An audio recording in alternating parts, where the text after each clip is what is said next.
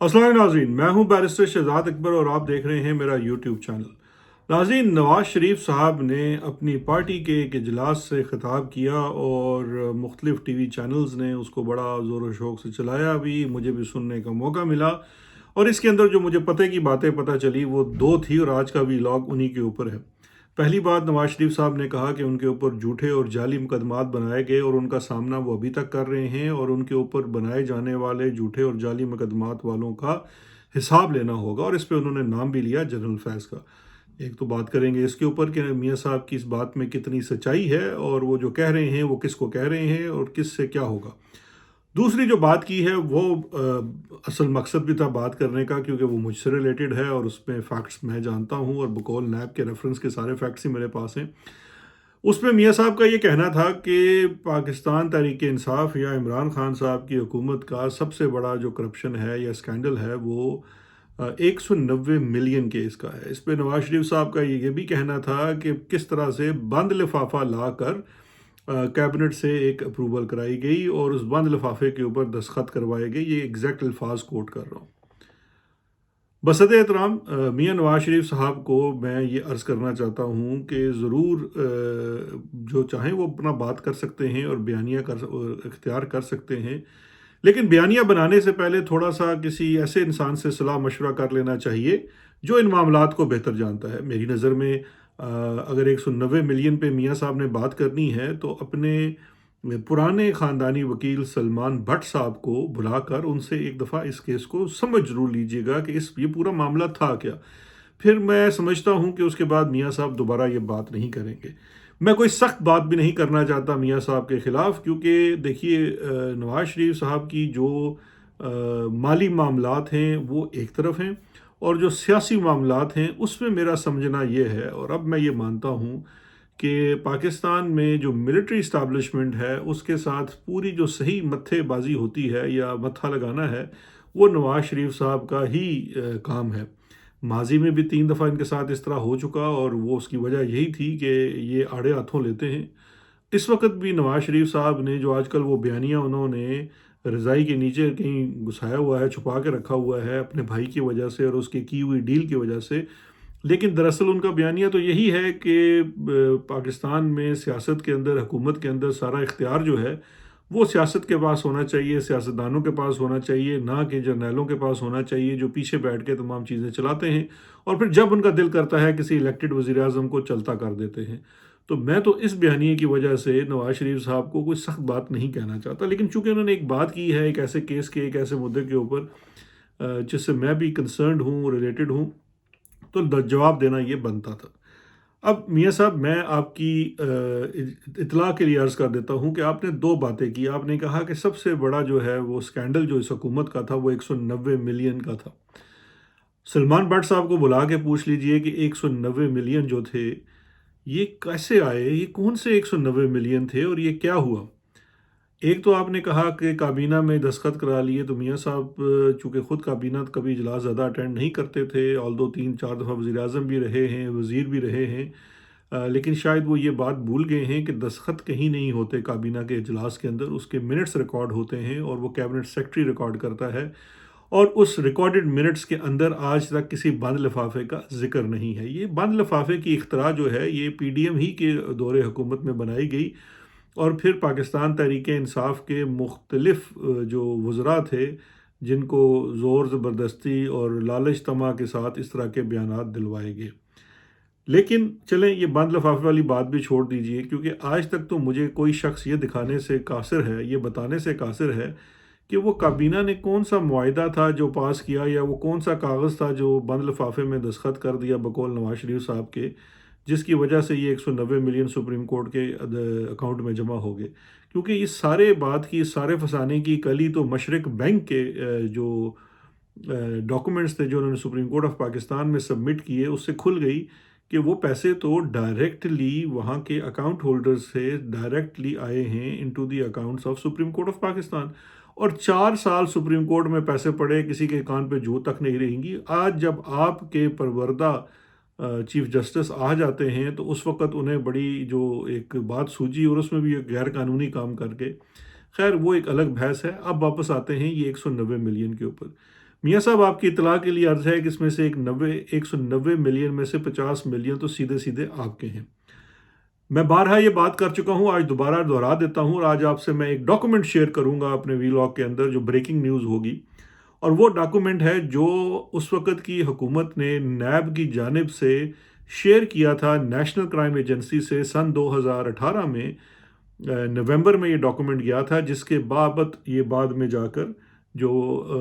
190 million کی freezing ہوئی، asset freezing order جو ایشو ہوا، جس لیٹر کے اوپر اور جس چیز کے اوپر یہ ایشو ہوا، وہ میں آج آپ سے شیئر کرنے جا رہا ہوں، اور یہ آج سب سے بڑی بریکنگ نیوز ہے، کیونکہ یہ یہاں سے اگر اس کے بعد کوئی شرم و حیا اگر ہے تو کم از کم نون لیگ والوں کو، نواز شریف صاحب کو اس بات کے اوپر مزید کوئی بات کرنی نہیں چاہیے، کیونکہ 190 ملین کے اوپر جو شک ہوا، جس کی وجہ سے یہ تمام کیس شروع ہوا، اے ایف او ایشو ہوا، سب ہوا، وہ ایشو تھا ون ہائیڈ پارک۔ یہ جو اب آپ کے ساتھ آپ کی اسکرین پہ دیکھ سکتے ہیں، جو میں شیئر کر رہا ہوں ڈاکومنٹ، یہ وہ ایک چٹھی ہے جو ہم نے بھیجی ہے۔ سب سے پہلے اگر آپ اوپر دیکھیں، میں نے نام وہ ذرا کور کر دیا ہے، جو ایسٹ ریکوری یونٹ کی جانب سے 16 نومبر 2018 کو بھیجی گئی country manager national crime agency Islamabad کو، اور جس میں یہ اس کا ٹائٹل ہے money laundering and transfer of funds for purchase of prime property in London known as one Hyde Park for GBP 42.5 million. میاں صاحب، آپ کو یاد آیا کہ ون ہائیڈ پارک پراپرٹی کون سی تھی؟ ون ہائیڈ پارک پراپرٹی کس نے خریدی تھی، کس نے بیچی تھی،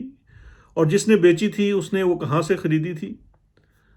نہیں یاد نہیں، چلے میں یاد کرا دیتا ہوں۔ یہ پراپرٹی جو تھی، یہ بیسیکلی حسن نواز صاحب کی تھی، جو شاید آپ کے صاحبزادے ہیں، اور انہوں نے یہ پراپرٹی جو بیچی سن 2016 میں بیچی۔ اب میں آپ کو یہ سارا لیٹر پڑھ کے سنا دیتا ہوں تاکہ تسلی ہو جائے اور یہ پتہ لگ جائے کہ یہ 190 ملین فریز کیسے ہوئے تھے، اور اس کے بعد جو بھی NCA نے اس کے اوپر کارروائی کی اور وہ پیسے واپس آئے اور وہ کہاں گئے، وہ سارا نیشنل کرائم ایجنسی کا تھا۔ لیکن جو اس کے اندر حکومت پاکستان نے جو معاونت کی تھی نیشنل کرائم ایجنسی کی ایسٹ فریزنگ آرڈر کے لیے، وہ ہے یہ چٹھی۔ یہ ہے وہ چٹھی جس کی وجہ سے یہ سارے 190 ملین فریز ہوئے تھے، کیونکہ یہ جو کہانی بنانے کی کوشش کر رہے ہیں نا، جیسے ہم نے کوئی بہت بڑا بینیفٹ دے دیا۔ یہ دیکھیے، میں آپ سے شیئر کرتا ہوں کہ بینیفٹ کیا ہوتا ہے۔ اس لیٹر کو ذرا غور سے پڑھیے گا، صبر سے سنیے گا، کیونکہ اس سے آپ کو اندازہ ہوگا کہ میاں صاحب نے واردات کیا ڈالی تھی ملک ریاض فیملی کے ساتھ۔ ٹائٹل اس کا وہی ہے جو اوپر تھا، money laundering and transfer of funds for purchase of prime property in London known as one Hyde Park from Mr Hassan Nawaz son of Mian Muhammad Nawaz Sharif at cost of Great Britain pounds 42.5 million, یعنی کہ 42.5 ملین کی جو پرچیز تھی one Hyde park کی، اس کے اوپر یہ letter جو ہے، یہ بیسیکلی یہ تحریر جو ہے، یہ نیب کی تھی۔ پیروزل آف دی یہ جو انیکسچر لگا ہوا ہے نا، انیکسچر کانفیڈینشیل لکھا ہوا ہے کمپلینٹ، یہ بیسیکلی نیب کے اندر کیس اور کمپلینٹ تھا جس کو شیئر کیا گیا، کیونکہ نیب کی جو ARU کی ممبرشپ تھی، اس کے اندر ایک ریپرزنٹیٹیو نیب کا بھی ہوتا تھا، اور اس وقت عرفان منگی صاحب شاید تھے جو نیب کی جانب سے نامزد کیے گئے تھے ایسٹ ریکوری یونٹ کے معاملات کو دیکھنے کے لیے۔ تو ان کی جانب سے یہ انفارمیشن شیئر کی گئی جو سیکرٹری ARU نے شیئر کی نیشنل کرائم ایجنسی کے ساتھ۔ وہ انفارمیشن کیا تھی، اب سنیے۔ Perusal of the available record revealed that One Hyde Park Place, London، آگے اس کا ایڈریس لکھا ہوا، was purchased by Mr. Hassan Nawaz, son of Mian Muhammad Nawaz Sharif for about 10.5 million Great Britain pounds in August 2007، یعنی کہ 2007 اگست میں یہ جو پراپرٹی ہے 10.5 ملین پاؤنڈ کی خریدی حسن نواز نے 2007 میں۔ The property consisted of about 1,000 square feet with offices in lower ground floor, first and second ground floor, and residential apartments on third and fourth floor. اس میں دفاتر تھے، دکانیں تھی اور اپارٹمنٹس تھے۔ Mr. Hassan Nawaz carried out some uplift of the building which increased the area of building from 1,000 square feet to 1,600 square feet، یعنی کہ حسن نواز نے اس پراپرٹی کے اندر کچھ اپ لفٹنگ کی، یعنی کہ اس کی کچھ بہتری کی، جس سے، کیونکہ یاد رکھیے گا لنڈن میں جو پراپرٹی کی ویلیو ہے اور اس کی جو ورتھ ہے وہ بڑھتی ہے اس کے اوپر جب آپ اس کی پر اسکوائر فیٹ زیادہ یا کم ہوتے ہیں، یعنی پر اسکوائر فیٹ کے حساب سے وہ کرائے پہ اوپر چڑھتی ہے اور اس کی قیمت بھی طے کی جاتی ہے، خاص کر کمرشل پراپرٹی کی۔ تو وہ اس نے جو تزئین و آرائش کی، اس میں 1,000 اسکوائر فیٹ کا جو ایریا تھا وہ بڑھ کر 1600 اسکوائر فیٹ کر دیا گیا، جس کے اوپر بقول خود اس کے by adding basement and creating terraces with an approximate cost of about 8 million pounds, یعنی کہ 8 ملین جو ہے یہ انہوں نے خود یہ کہا، یہ ان کے جو ٹیکس ڈاکومنٹس تھے یا وہ جو کمپنی کے ڈاکومنٹس ہوتے ہیں اس کے مطابق 8 ملین انہوں نے اوپر خرچ کیا، 10.2 کی انہوں نے خریدی تھی۔ The whole work for major renovations and uplift was completed in 2014. 2014 میں یہ کام مکمل ہو گیا۔ Mr. Ali Riaz started negotiation through law firm Michon de Ria representing a BVI company, Ultimate Holding, with Mr. Hassan Nawaz for purchase of the said property, i.e. 1 Hyde Park Place, London۔ اچھا جی، یہ بڑا interesting ہے، اب یہاں سے سنیے کہ جی علی ریاض صاحب نے جو ہے وہ اپنے وکلاء کے تھرو، جو برطانیہ میں ان کے وکلاء تھے، کافی بڑی فرم ہے یہاں کی، ان کے تھرو نیگوسیشن شروع کی حسن نواز سے، اور حسن نواز سے انہوں نے جناب یہ پراپرٹی جو ہے وہ فائنلی خریدی in exchange of contract for about 42 million pounds with an agreed completion date of 31/3/2016۔ اچھا جی، یہاں پہ آپ ذرا رک جائیے۔ یہ جناب 2016 وہ وقت ہے جس وقت پاناما پیپرز کے اوپر کام شروع ہو چکا تھا، اور پاناما پیپرز شروع ہونے سے پہلے جب وہ اس کے اوپر انویسٹیگیشن چل رہی تھی تو وہ لوگ جو تھے پاناما کی انویسٹیگیشن کرنے والے جو گروپ تھا صحافیوں کا، وہ انہوں نے اپنے ہر بندے جس کے بارے میں پراپرٹیز یا جس کی وہ آف شور اکاؤنٹس وغیرہ تھے ان سے وہ رابطے میں تھے، ان سے وہ سوالات کر رہے تھے اور ان کا ورژن لے رہے تھے، کیونکہ یہ بڑی ڈیٹیلڈ تھورو انویسٹیگیشن تھی اور 2016 میں چل رہی تھی۔ اب اصل قصہ یہ تھا، وہ بھی مجھ سے سن لیے میاں صاحب، آپ اس پہ خود آپ کو پتہ ہے کہ آپ نے اس وقت طلب کیا تھا ملک ریاض صاحب کو، اور ان کو یہ حکم جاری کیا تھا یا ریکویسٹ کی تھی، اب آپ یہی کہیں گے، لیکن چلیں ہم تو حکم ہی سمجھتے ہیں، کیونکہ وزیر اعظم بلاتا ہے جب کسی بزنس مین کو تو بزنس مین بیچارہ تو اس کو حکم ہی سمجھتا ہے۔ اور آپ کا یہ کہنا تھا کہ جی میرا بیٹا معصوم جو ہے باگڑ بلّہ حسن نواز، وہ بیچارہ ایک پراپرٹی لے کے پھنس گیا ہے اور اس نے وہ بیچنی ہے، اس نے بزنس کرنا ہے، اور اس نے پیسے سنگاپور لے کے جانے ہیں، کیونکہ یہ بھی ہمیں پتہ تھا پیسے آپ سنگاپور لے گئے تھے، تو خیر اس کی آپ ذرا پراپرٹی خرید لیں۔ اب اصل میں اس میں سٹوری کیا ہے؟ اس میں جو چیز تھی وہ دو تھی جس کی وجہ سے یہ سسپیشن ارائز ہوئی، یا یہ ہم کہتے ہیں کہ اس میں سے کچھ فراڈ ہوا، کیونکہ اس وقت نہ شہزاد اکبر تھا، نہ عمران خان تھا، اور نہ ہی ایسٹ ریکوری یونٹ بنا تھا۔ یہ والا جو واقعہ ہے جس کے اوپر نیب آلریڈی اس کیس کے اوپر اپنے ایم ایل اے میں یہ چیز لکھ چکی تھی این سی اے کو، وہ 2017 میں لکھ چکی تھی۔ یہ وہ ہے جس وقت جنرل باجوہ اور فیض کارروائیاں آغاز کروا چکے تھے اپنے اعلیٰ کار نیب سے، اور وہ یہ چیز پہلے ہی آگاہ کر چکے تھے نیشنل کرائم ایجنسی کو بھی اور برطانیہ کی حکومت کو بھی، اور اس وقت ان کا ایلیگیشن یہ تھا، یہ ہمارے سے بھی پہلے، یا ہو نا آپ کہیں جی ہم نے سیاسی مخالفت میں آپ کے اوپر یہ کر دیا، ہم سے پہلے بھی یہ ایلیگیشن تھا آپ کے اوپر کہ آپ نے اپنا ایک ایسٹ، جس کے اوپر پہلا تو سوال یہ ہے کہ آج تک ثابت نہیں ہو سکا کہ حسن نواز کے پاس یہ جو فلیگ شپ کے اندر جتنے ایسٹس بنے تھے، جس میں سے ایک ایسٹ 1 ہائیڈ پارک بھی تھا، millions and millions of pounds کے وہ ایسٹس تھے، وہ ایسٹس کیسے بنائے گئے، اس کے لیے سیڈ منی کہاں سے آئی، ان کا کاروبار کیا تھا، آج تک ایکسپلین نہیں ہو سکا۔ لیکن یہ جو ایسٹ بنا بھی لیا، اس ایسٹ کے بعد یہ ٹوٹل اس ایسٹ کی کاسٹ بن گئی 10.5 اور 8 ملین، یعنی کہ 18.5 ملین۔ جس وقت یہ پراپرٹی سیل ہوئی اس وقت اس پراپرٹی کی جو ویلیو تھی، جو ورتھ لگائی گئی تھی، وہ 20 سے 22 ملین پاؤنڈ میکسیمم تھی۔ تو یہ 42.5 ملین پاؤنڈ کی پراپرٹی جب آپ نے خرید لی اور ایک بیچوا دی، زبردستی بیچ دی، تو اس کے اوپر شک تھا کہ یہ شاید آپ نے کوئی کک بیک کمیشن لیا ہے یا بلیک میل کیا ہے یا واللہ عالم جو بھی کیا ہے، جو اس وجہ سے ہوا ہے۔ اس کی وجہ سے پھر یہ انویسٹیگیشن شروع ہوئی تھی برطانیہ میں سن 2018 میں، جب ایسٹ فریزنگ آرڈر، کیونکہ پہلا 20 ملین جو ہے وہ اسی 1 ہائیڈ پارک کے توسط سے ایک لون تھا جو بیسیکلی ایک اکاؤنٹ سے دوسرے اکاؤنٹ میں ٹرانسفر ہوا تھا، اور اس کے بعد یہ ایسٹ فریزنگ آرڈر ایشو ہوا تھا۔ تو میاں صاحب بصد احترام ایک دفعہ پھر عرض ہے کہ یہ جو بار بار آپ دہراتے ہیں کہ یہ بہت بڑی جو کرپشن ہے یا بہت بڑی جو ایک بدعنوانی ہوئی عمران خان کے دور حکومت میں، وہ 190 ملین پاؤنڈ تھا، تو اب ذرا اس چیز کو سمجھ لیجئے کہ کیا چیز ہوئی۔ عمران خان کے دور حکومت میں 190 ملین پاؤنڈ پاکستان واپس آیا، سپریم کورٹ کے اکاؤنٹ میں جمع ہوا۔ آج 4 سال بعد سپریم کورٹ کو ہوشیاری آئی، اور وہ ہوشیاری جنہوں نے دلوائی وہ بھی بڑے قریبی ہوتے ہیں سپریم کورٹ کے،